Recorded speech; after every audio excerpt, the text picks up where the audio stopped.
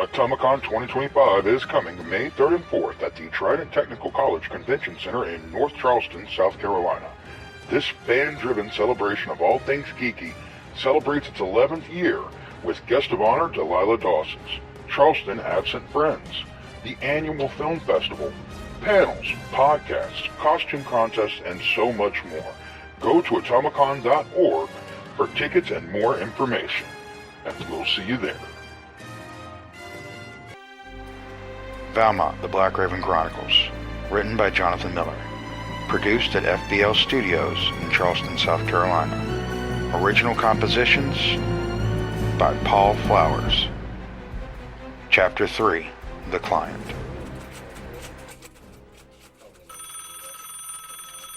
Damn it, this is the 7th missing persons case this week, Thomas. Where do all these people keep going? You're asking the wrong person. That's the $64,000 question, isn't it? Think maybe Chuckles has moved on up to human trafficking? Not his style. He doesn't even like pushers near his club. Extortion, gun running, bank robbery, those are Chuckles' games. This is a new player entirely. I'm Thomas. In my office now. Oh crap, did you file that chain of custody? My pride is hurt that you think so less of me. I didn't forget. Got the stamp form right here. What do you think this is all about? Quit yakking and shut the fucking door. All right. You don't have to tell me twice. Shut the damn door. Special Division needs a new sergeant and lieutenant. Give me those detective badges. Special Division? What happened to Toombs and Lewis? You know those missing persons you've been working? About 24 reported within the last 6 or so weeks, with no connection between them whatsoever. What about them? It's now the same case. Here, sign these. Bureau of Anomalous Research and Defense? Wait a minute, Cap. These are federal NDAs. What the hell is going on? There's a reason it's called Special Division. Sign the paper so I can read you in. Time isn't on our side, Clyde.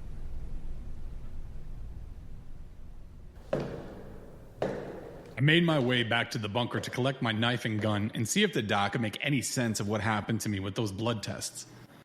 I still didn't buy this whole vampire spiel, but I know I was attacked.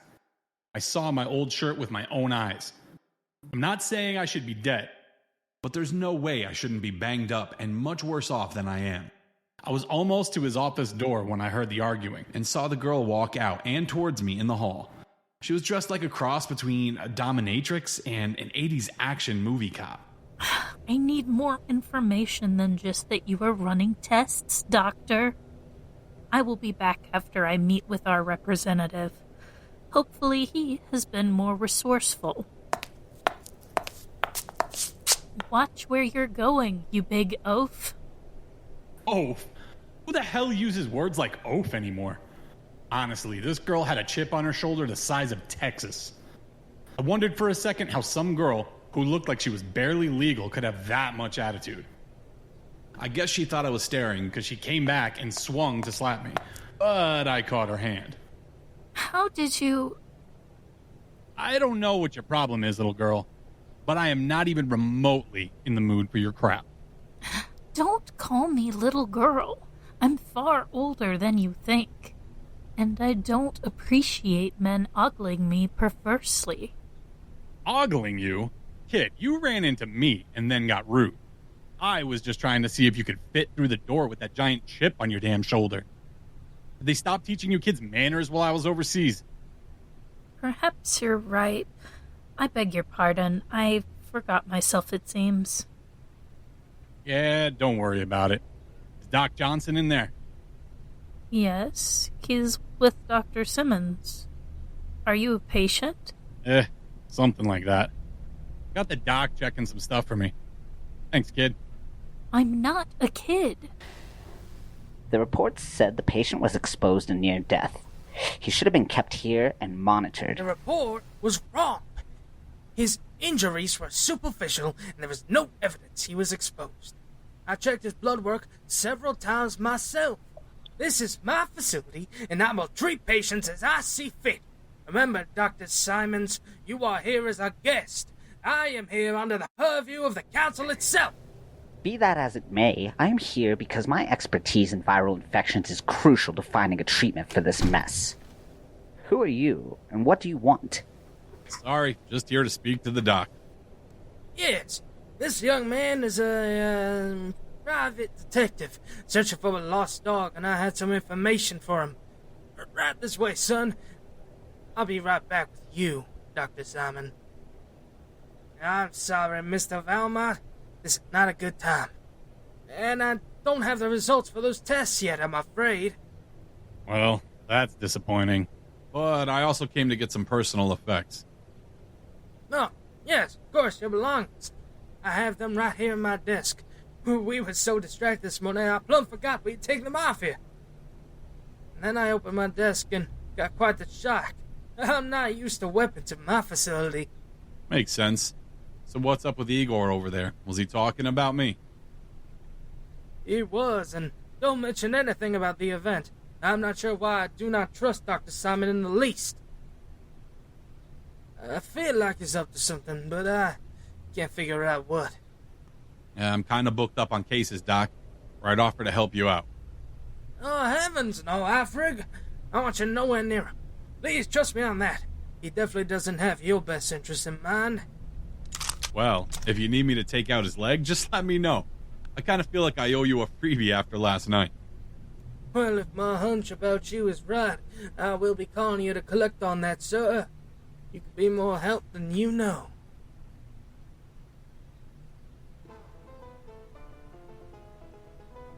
Hey! You can't park... Oh, great, it's you. Murray! Hey, buddy, how's the arm doing? Murray had thought he could strong-arm me one day, so I thanked him for it by dislocating his elbow. It's just fine, Mr. Valmont. Good to hear. Let me know if you ever want a rematch, buddy. Guess he doesn't want to go for round 2. Shame that. Oh, hello, Mr. Valmont. Would you like me to get you a table? We have a few in the reserved area. Mr. Simmons has us hold them for VIPs like you. I'll even take care of you personally. I'll make sure you have everything you need. The red hair and curves definitely had me consider just what it was I might need for a moment. Fishnet stockings and pencil skirt, but her uniform probably added a few seconds pause, but I wasn't here for pleasure. Sorry, miss. It's business only tonight. It's always business, Mr. Valmont. One of these days, you're going to have some fun. Just let me know when you do tall, dark, and handsome. You didn't need to be a psychic to know what kind of fun she had in mind. A younger me might have been ready to go, but it had been too weird of a day. And I really was just hoping Chuckles' little job would be my normal style of hired gun work. Honestly, I could use some normal. Evening, Valmont. How's it going, Frank? Is he up there? Yeah, boss is meeting with someone, but you can go up. You gotta see a tailor, Frank. Your gun is bulging out. What? Oh, shit. I thought I got that zipper fixed. I meant the other gun, Frank. Oh, yeah. That makes more sense. Hey, Valmont.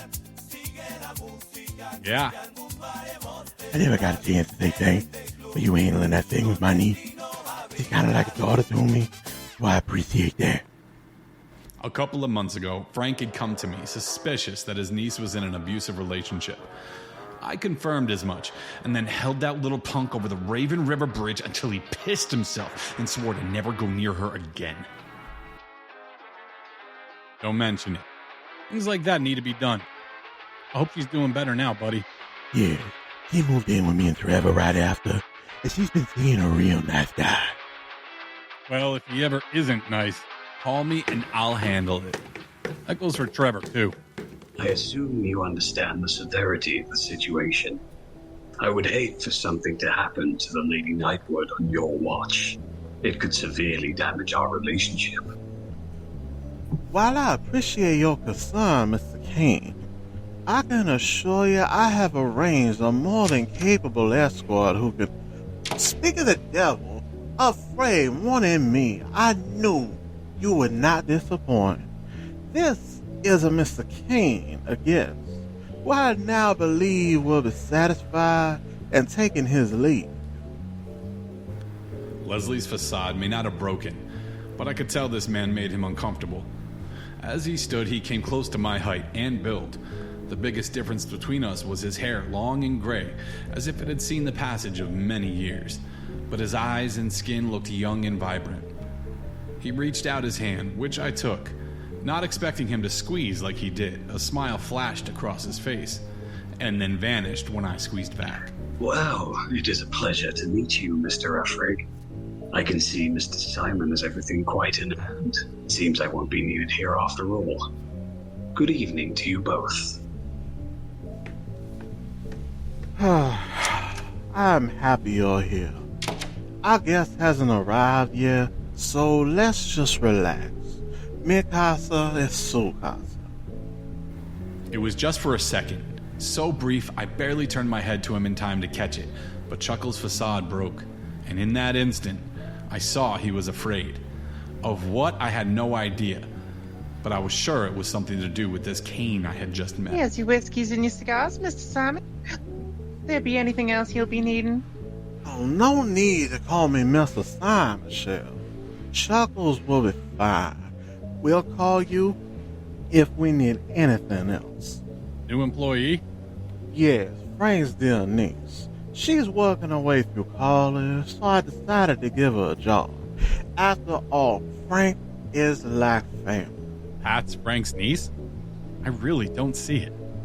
Well, she's not the one you're thinking of. She's the older sister. But yes, Frank is definitely singular in his family. You're a regular philanthropist, Leslie. So what's the deal with that Kane guy? He's kind of like competition. He wants to take over the town, as it were. He wants to muscle you out? Wow, he's got a pair on him. No, he wants to replace my benefactors, Afraig. He wants me to work for him. Okay, you have got to level with me here, Leslie. Who are these benefactors? Why are you being so mysterious about them? What's the deal? I'm not really sure the best way to explain this to you, Afraig. I can assure you they're not bad guys. They just needed a bad guy, and I fit. There's this quite a complicated story. Look, I can't handle any more surprises today, Leslie. It has just been weird. First, I wake up on a slab in an underground bunker. Then this dwarf tries to tell me I died and came back a vampire. A vampire, of all things. And honestly, I gotta tell you, I've never seen that look on your face before. Wait. You were in Dr. Johnson's facility? Yeah, I was. Wait a minute. How do you know about Doc Johnson? We're fine, Mindy, thanks, but the conversation just got serious. What the hell are you doing here? Wait, you two know each other? How's that possible? When could the two of you have met? She tried to slap me earlier. What, is she Frank's niece too? I already apologized for my rudeness, and if you weren't so garish, I would never have reacted that way. What the fuck is garish? And honestly, how do you get around with that chip on your shoulder? It's fucking massive. Afraid. This is Kira Nightwood. She is the fixer. Kira, this is the man I've asked to assist in protection. No way. Just not happening. This is getting too far into the Twilight Zone for me. I don't even want to find that damn dog anymore. Afraid, please. I went to you because they need your help, my friend. I need your help. Fine. I'll help. Is she supposed to fix a computer? She's barely 18. I am older than you think. Fine. You're 21. Whatever. Afraid, I will explain everything, but first, what were you doing with Dr. Johnson? Well, long story short, I got jumped and stabbed. The doc patched me up. But then he was all worried I had some virus. He ran some tests, and it looks like I'm immune to whatever it is. Wait. Accrochez-vous. Wait, You're immune? You're immune to the vampire virus. Wait, you believe in vampires? Hey, keep your hands off, lady. Holy fuck, shit! She's a fucking vampire. Ow. How is he so strong? Indy, I need you to bring me the bottle and leave it. You know what? Bring a second bottle, too. Mindy, if you would, please. Afraid, why don't you sit down and breathe? I will have Kia explain. I promise you, everything is gonna be fine. Vampires are real? So that thing that tried to kill me really was a vampire? Wait, you've been working for vampires? Are you working for vampires? Are you a vampire, Chuckles? You have to tell me the truth if I ask, right? Afraid, I work with the vampires and several others who have resided here for quite some time. I act as their go-between, their concierge, if you will. Are you delivering homeless people as something to eat? That is a vicious stereotype. My people rarely drink from humans. It's frowned upon outside of a romantic relationship. Say that to your buddy that jumped me in the old tunnels. That thing is not my buddy. It is an abomination, and it threatens to destroy everything we have built here. Valmont, what were you doing in those tunnels? I was looking for that damn dog. What is so damn funny? For centuries, we've hidden ourselves and our world from your kind, and you stumble upon it looking for a lost puppy? It's quite funny. Yeah, hilarious. How the hell did that thing that attacked me get down there if you guys are doing so well running the place? Kia, if I may, Afraid, this is what Kia is here to find out. They have lived beneath the city for hundreds of years. Kira was born in those tunnels. She was born in the old tunnels. Why not in the doc's facility? Or at the hospital, for that matter? Because they didn't exist when I was born. That bunker is almost 100 years old. And the hospital is older than that. Who was president when you were born? I was in my 40s when Washington became president. Does that count? Holy shit, you're serious? You were born before the Revolutionary War? By a few decades, mon ami. Damn. To think I called you kid earlier. Yes, I know. Eternal youth can be quite annoying. Wait, eternal youth? I'm sorry, you're gonna have to start at the beginning. I can do that. It's definitely beneficial if you know the truth now. There are 4 general types of vampires: cursed, natural, turned, and infected. Cursed vampires are created by powerful magic, usually by God herself or a lesser god. They number maybe a handful. They're immortal, cursed to be outcast, hated, and shunned. They have a lot of the movie weaknesses, except the whole killing them thing. Generally, they wander and avoid any contact with society for a lengthy period of time. So like Dracula, then? Yes, Vlad Tepes was the most famous cursed vampire. He kept to the outskirts of the old country mostly. Next are natural vampires, like me. We trace our lineage all the way back to Lilith. When she was cast out of Eden, she was raped by a human. The child born of that violation was the first vampire. Given superior strength, health, and senses, as well as the longevity to rival the ancients of Abraham, every natural-born vampire is descended from that line. Although not all children of vampires are born vampires. Some are born to be what we call a half-blood. They live shorter lives and are essentially human. Wait, so they're born, meaning you can have kids? Why is it so surprising that we can bear and raise children? Fair point. Continue. I'm sorry. Next are the turned. These are humans who undergo a ritual to receive vampiric gifts. It is extremely dangerous, and quite often leads to a painful death. If successful, the turned gain our long lifespan and our strength, but they become allergic to sunlight, silver, and several spices. And they can be killed as easily as any human. Who would want that kind of deal? No. If I may continue, this next part is important. Oh yeah, sorry. Infected vampires are technically not really vampires. Once infected, they become beasts driven by their hunger. They gain claw-like nails and fangs, but none of the other strengths of the vampiric race. They also gain all of the weaknesses of turned and cursed vampires. They are basically trapped in a life of suffering. Damn, that sounds horrible. How do they get infected? By abominations and mutations like the one that attacked you.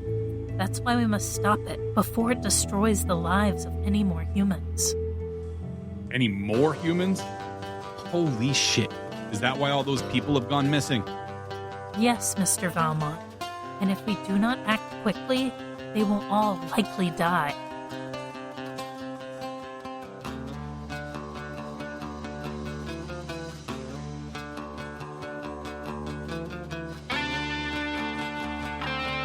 Valmont, the Black Raven Chronicles.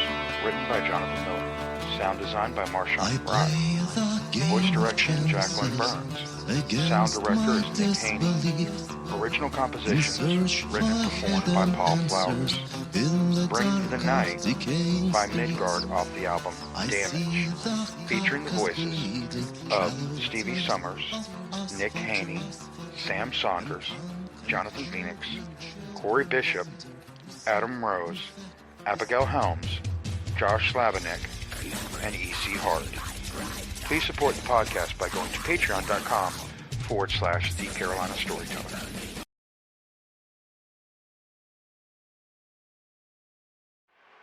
Hey folks, it's John. Thanks for listening to the second episode of Valmont.